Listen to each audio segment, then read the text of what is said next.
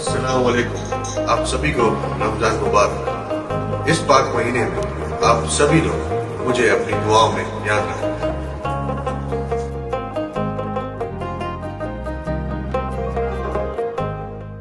स्वातंत्र्यावरती जो घाला घातला जातोय, ज्या पद्धतीने व्यक्त होणाऱ्या कार्यकर्त्यांवरती गुन्हे दाखल करून त्यांचे आवाज बंद केले जात आहेत, ती पद्धत चुकीची आहे। आमचा संविधानिक अधिकार आहे, आम्हाला व्यक्त होता आलंच पाहिजे।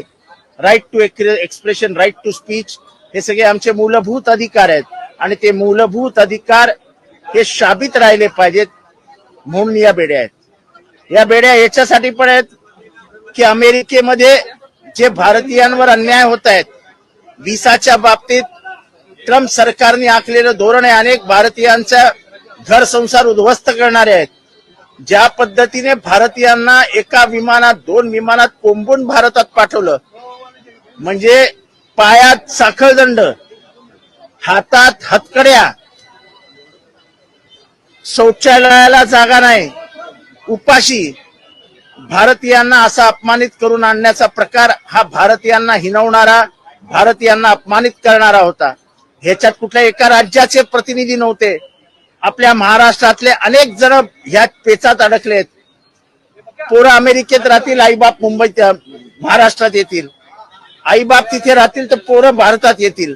अशा पद्धतीने अमेरिकेत जाऊन मोठं होण्याचं स्वप्न बघणाऱ्या मराठी माणसांची स्वप्न आता उद्ध्वस्त होताना दिसत आहेत।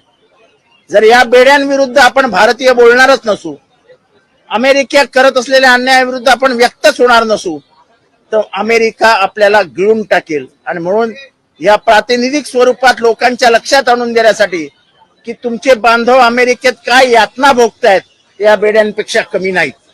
आणि म्हणूनच या बेड्या माझ्या हातात आहेत की एकतर अभिव्यक्ती स्वातंत्र्याला, आमच्या स्वातंत्र्यावर गणा आणू नका आणि अमेरिकेविरुद्ध आवाज उचलायला शिका। अमेरिका आपली बाप नाही। सरकार कोणाला घालायचे सरकारच्या मनावर आहे। सरकार मला नाही वाटत त्यांना बेड्या घालेल, आणि त्यांनी खून केलेला नाही हे मी आधीपासून सांगतोय। पण जसं वल्लभभाई पटेलांनी सांगितलं की गांधी हत्या नथुरामने केली, पण विचार कोणाचे होते हा प्रश्न त्यांनी विचारला होता। तसं हत्या करण्याचा आरोप आता सिद्ध झालाय, वाल्मिक कराडच आरोपी आहे, तोच सूत्रधार आहे। आम्ही पहिल्या दिवशी बोंबलून सांगत होतो, सरकार ऐकायला तयार नव्हती, आता सीआयडीने सगळं समोर आणलंय। पण तो माझा खास माणूस आहे असं कोण म्हणालं होतं? मग नैतिकता आहे की नाही? तुमचा खास माणूस जर एवढा क्रूर, निर्दयी, पाषाण हृदयी असेल तर मग करायचं काय?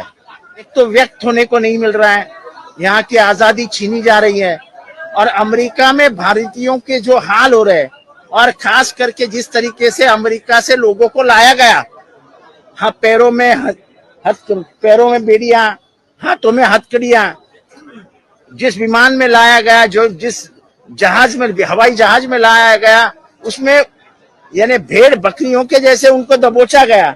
मानवीय स्वतंत्रता की इतनी अवहेलना कभी नहीं हुई थी भारत में।